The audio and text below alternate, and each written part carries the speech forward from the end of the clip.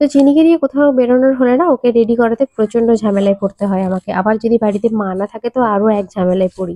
তো যাই হোক অনেক কষ্ট ওকে আমি আর তোমাদের দাদাভাই মিলে রেডি করিয়েছি। তারপর আমিও এখন সেজেগুজে একদম রেডি। তো আমরা যাচ্ছি ওই যে পুচকুটার অন্নপ্রাশন বলেছিলাম আগের দিন তোমাদের, তো ওরই অন্নপ্রাশনে আমরা যাচ্ছি। তো মা বাবা আর আমার ননদরা সকলে চলে গিয়েছে, শুধু আমি আর তোমাদের দাদাভাই ছিলাম দেরি করে যাচ্ছি। ও ডিউটি থেকে আসার পরে যাচ্ছি, সে কারণে আমাদের অনেকটা লেট। তো যাই হোক আমি আজকে এই অর্গানজাটা পরেছি, এটা আমার খুব পছন্দের একটা শাড়ি। এটা আমাকে মামার বাড়ি থেকে দিয়েছিল আমার সাধে, কালারটা ভীষণ পছন্দের, এটা আমার দাদু আমাকে পছন্দ করে এনে দিয়েছে।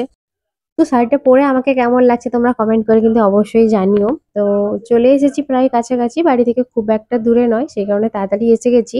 আর আমরা আসতে না এতটাই লেট করে ফেলেছি যে কি বলবো, সবারই খাওয়া দাওয়া প্রায় কমপ্লিট হয়ে গেছিল। আর এই যে পুচুটা এখন ঠাকুরের সামনে বসে বসে প্রণাম করছে, ওর এখন পায়েস টায়েস খাওয়া সবকিছু কমপ্লিট হয়ে গেছে।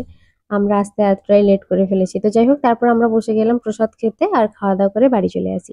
তো ব্লগটা কেমন লাগলো কমেন্ট করে জানিও। আসছি নতুন ব্লগ নিয়ে, টাটা।